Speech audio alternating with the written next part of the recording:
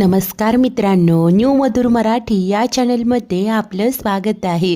घरोघरी मातीच्या चुली या मालिकेच्या आजच्या एपिसोडमध्ये आता ऐश्वर्या आणि जानकीकडे कुठलाही पुरावा नसतो, तर जानकी सुमित्रेला पोटतिडकीने सांगते की आई माझ्यावर विश्वास ठेवा.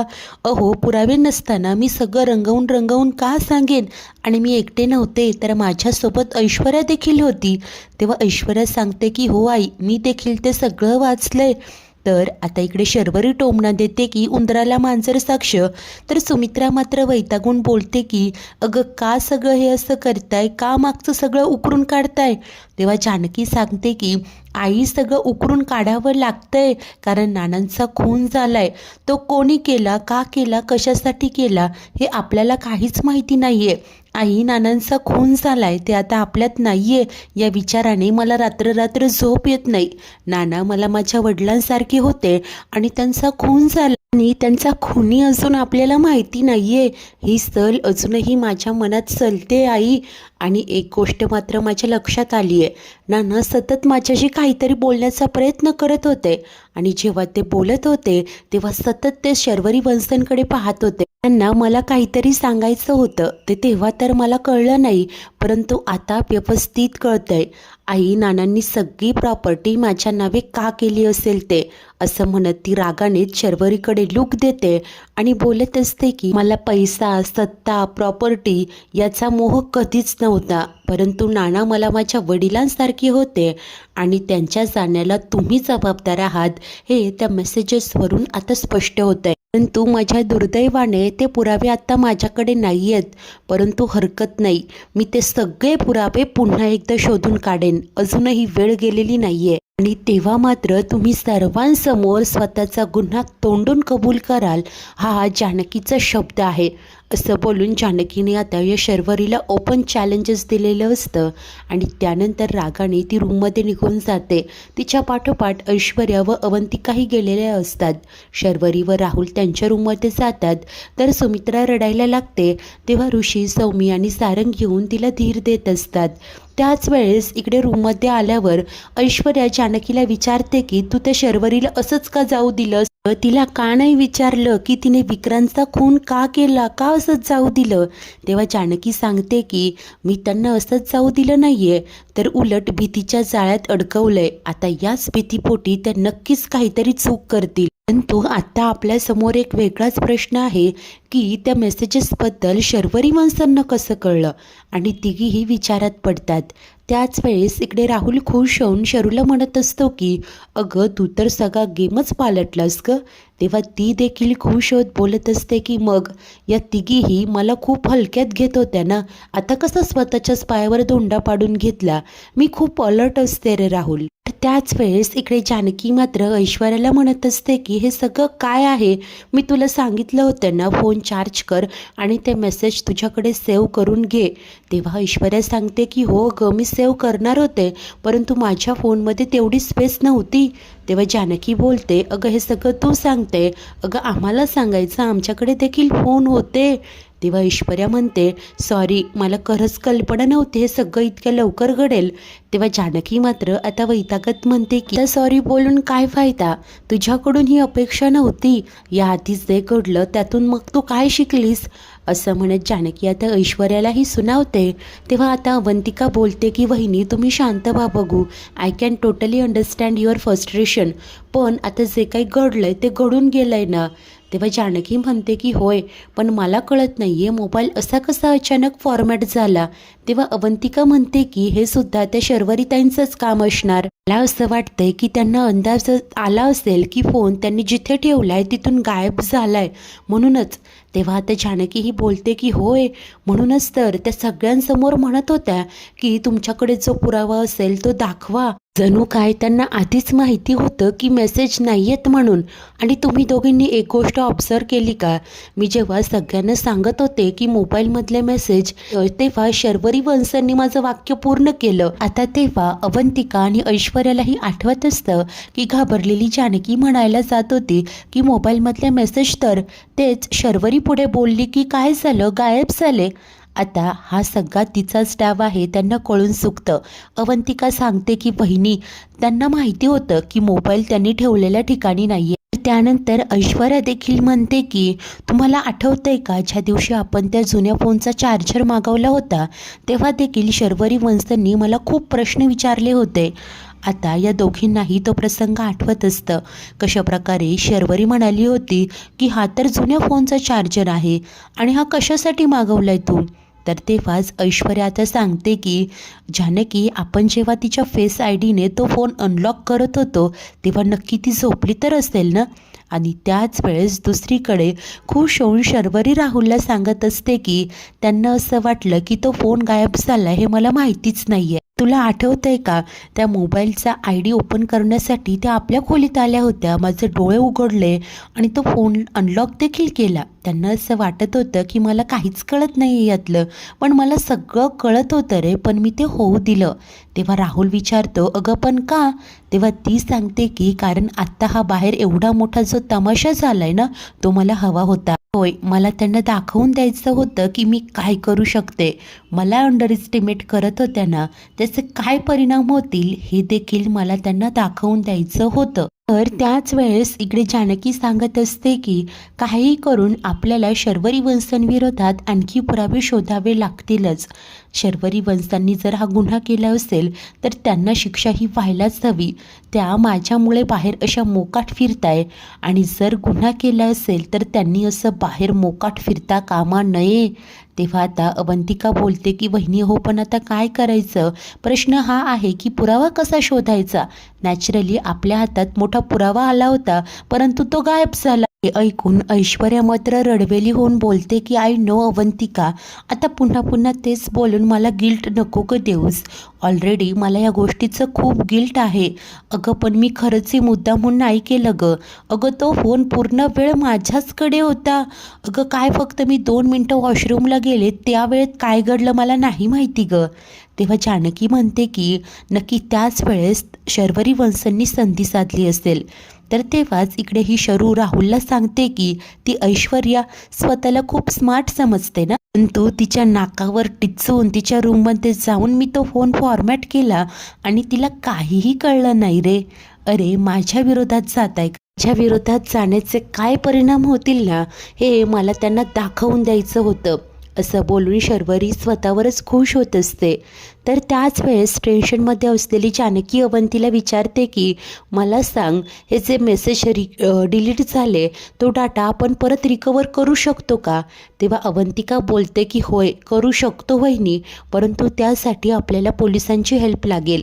जे काही घडलंय ते आधी आपल्याला पोलिसांना सांगावं लागेल आणि त्यांच्याच मदतीने सगळा डेटा रिकवर करता येईल. तेव्हा ऐश्वर्या सांगते की होय, परंतु यासाठी आपल्याला पोलीस कंप्लेंट करावी लागेल आणि आता ते नाही करता येणार. आणि तिघीही पुन्हा अपसेट होतात.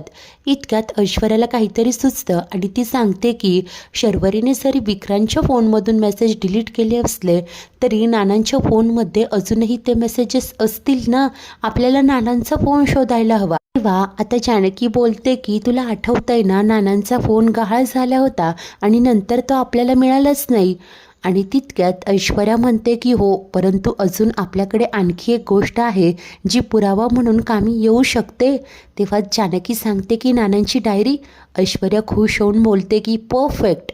अवंतिकाही म्हणते की हो, परंतु ती शोधायची कशी. कारण नानांची डायरी शोधायला आपण जर खोलीत गेलो तर तिथे आई असतील, मग काय त्यांना आपला आणखीच राग येईल आणि त्या आपल्यावरच चिडतील. त्यामुळे आपल्याला खात्री करावी लागेल की शोधाशोध करताना आई तिथे नकोय. तेव्हा जानकीही म्हणते की होय अगदी बरोबर. आणि आता काहीही करून त्यांना नानांची ती डायरी शोधायचीच असते. त्याच वेळेस इकडे हॉलमध्ये असताना ऋषी सुमित्रेला बोलतो की आई तू सारंगच्या रूममध्ये जा आणि जरा वेळ आराम कर. ती मात्र नकार देते. सौमी म्हणतो की आई अगं असं काय करते, इथे बसून काय होणार आहे, जरा आराम कर ना. तेव्हा ती रडवेली होऊन म्हणते की अरे घरात इतकं सगळं होत असताना तूच सांग ना, मला कसा मिळेल आराम. आपल्या या घराला नक्की झालंय तरी काय. एक दिवस चांगला जात नाही की लगेच हे सगळं घडतं, सगळंच बिनसतं रे. असं म्हणत ती खूप रडायला लागते. तेव्हा ऋषी समजावत असतो की आई, अगं नको ना काळजी करूस, आम्ही सगळे आहोत ना. सारंग देखील बोलतो की हो आई, आपण सगळं ठीक करू, बघू तू आराम कर. असं म्हणत सारंग आता सुमित्रेला घेऊन जातो. तर तेव्हा सौमित्र ऋषीला म्हणतो की आता हे परत काय सुरू झालंय.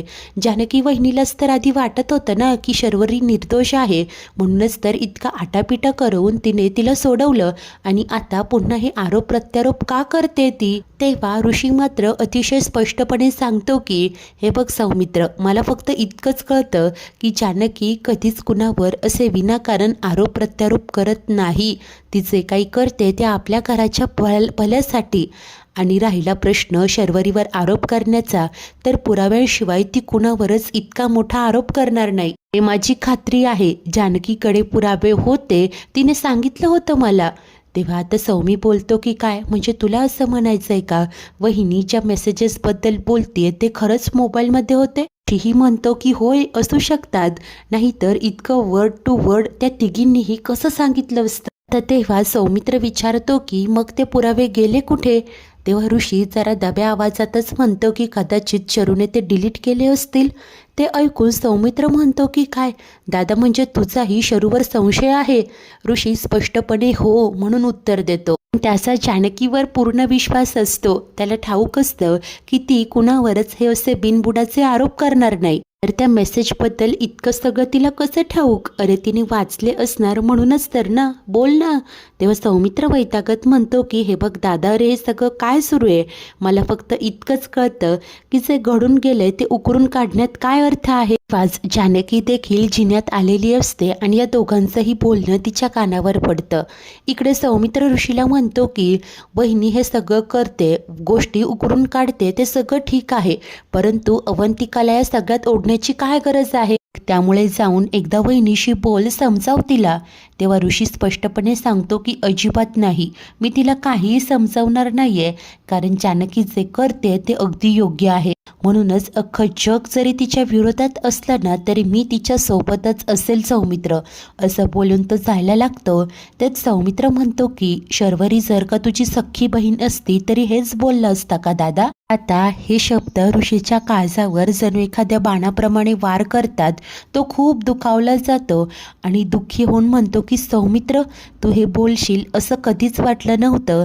तेव्हा सौमी मात्र म्हणतो की नाही दादा, असं नव्हतं म्हणायचं. तेव्हा ऋषी म्हणतो की बस, हे बघ तू आता विचारलंच आहे तरी मी ठामपणे सांगतो, तुम्हा तिघांना जरी मी सावत्र वाटत असलो ना, परंतु मी मात्र तुम्हा तिघांना माझी सख्खी भावंडच मानलं आहे. शरूशी माझं रक्ताचं नातं आहे असंच वाटतं मला. आणि तरीसुद्धा हे असं असताना जर का तिने गुन्हा केला असेल ना तर तिला शिक्षा ही व्हायलाच हवी. त्यानंतर ऋषी तिथून निघून जातो. जानकी तिकडे आलेली असते आणि ती सौमित्रला म्हणते की काय झालंय भाऊजी, ऋषिकेशने काय मला समजावं असं वाटतंय तुम्हाला. तेव्हा सौमित्र बोलतो की वहिनी हे सगळं मला नाही पटत आहे. तेव्हा ती विचारते की आणि जे मेसेजेस मी वाचले त्याचं काय. भाऊजी अहो, मी खोटं बोलत नाहीये. आणि ठीक आहे, जर का तुम्हाला असं वाटतंय तर मग सांगा ना मी काय करावं. तेव्हा तो बोलतो की कोणी सांगितल्यावर तू ऐकणार आहेस का. ती म्हणते की कसं ऐकायचं, कारण माझ्या डोळ्यांना धडधडीत सत्य दिसत असताना त्याकडे कानाडोळा करायचा. भाऊजी हे शक्यच नाहीये. तुम्ही सध्या एक भाऊ म्हणून विचार करताय, परंतु जरा एक वकील म्हणून या प्रकरणाकडे बघा, म्हणजे मग तुम्हाला माझी धडपड कळेल. शर्वरी वंशांनी दिलेले कोर्टातले स्टेटमेंट आणि ते मेसेज यामध्ये किती तफावत आहे हे जर का एक वकील म्हणून विचार केलात ना तर तुम्हाला कळेल. माझं म्हणणं पटेल सुद्धा. आणि हो, काही झालं तरी आता मी माघार घेणार नाही, असं ठणकावून सांगत जानकी तिथून निघून जाते. त्याच वेळेस इकडे ऋषी मात्र अस्वस्थ असतं. रूममध्ये आल्यानंतर त्याला सौमित्रचंच बोलणं आठवत असतं की शरू जर का तुझी सख्खी बहीण असती तरी हाच विचार केला असता का. आणि त्याला खूप बेचैन वाटत असतं. तेव्हा जानकी तिकडे येते आणि काय झालंय असं विचारते. तो मात्र काही नाही म्हणून सांगतो. तेव्हा ती म्हणते की काय अहो, सौमित्र भाऊजी जे बोलले त्याचाच विचार करताय ना. पण खरं सांगू का, तुमचं बोलणं ऐकून माझ्या मनाला खूप समाधान वाटलं. कुठल्याही परिस्थितीत तुम्ही माझ्या बाजूने उभे आहात हे ऐकून मनाला खूप बरं वाटलं. तुम्ही माझ्यावर इतका विश्वास दाखवला हे खरंच खूप ताकद देणारं आहे. तेव्हा तो बोलतो की हो ना, मग मला कायम तुझी ताकदच बनायचं आहे जानकी. तुलाही माहिती आहे माझा स्वतःपेक्षाही जास्त तुझ्यावर विश्वास आहे. आणि मला हेही माहिती आहे माझी जानकी अगदी शेवटपर्यंत फक्त या घराच्या चांगल्याचाच विचार करणार, कुणाचंही वाईट होऊ देणार नाही. आणि तू आता शर्वरीबद्दल जो विचार करते ते देखील मला पटतंय जानकी. पण हाती पुरावा असल्याशिवाय तू असं कधीच काही बोलणार नाही हे मला ठाऊक आहे. तेव्हा ती इमोशनल होऊन सांगत असते की पुरावा होता ऋषिकेश, पण आत्ता नाही आहे. माझ्याकडे पुरावा नाही हे बघता सगळ्यांनी माझ्यावर अविश्वास दाखवला, परंतु तुम्ही तसं नाही केलं. याच विश्वासासाठी त्याचा हात हातात घेऊन ती थँक्यू बोलते. तेव्हा तो तिला सांगत असतो की जानकी, मी विश्वास दाखवतोय कारण मागच्या वेळेला केलेली चूक मला पुन्हा करायची नाही. तू मला शरूबद्दल सांगत होती, परंतु मी मात्र तुझ्यावर विश्वास नाही दाखवला. तुझ्यावर चिडलो, रागावलो, कारण मला असं वाटत होतं की तू माझ्या बहिणीवर आरोप करतीये. तू शर्वरी आणि राहुलचं अफेअर तर होतंच ना. कोर्टात शर्वरीने जे काही सांगितलं त्यानंतर मला असं वाटत होतं की मी का नाही तुझ्यावर विश्वास ठेवला. म्हणूनच आता मला पुन्हा ती चूक करायची नाहीये. जानकी, माझा तुझ्यावर पूर्ण विश्वास आहे.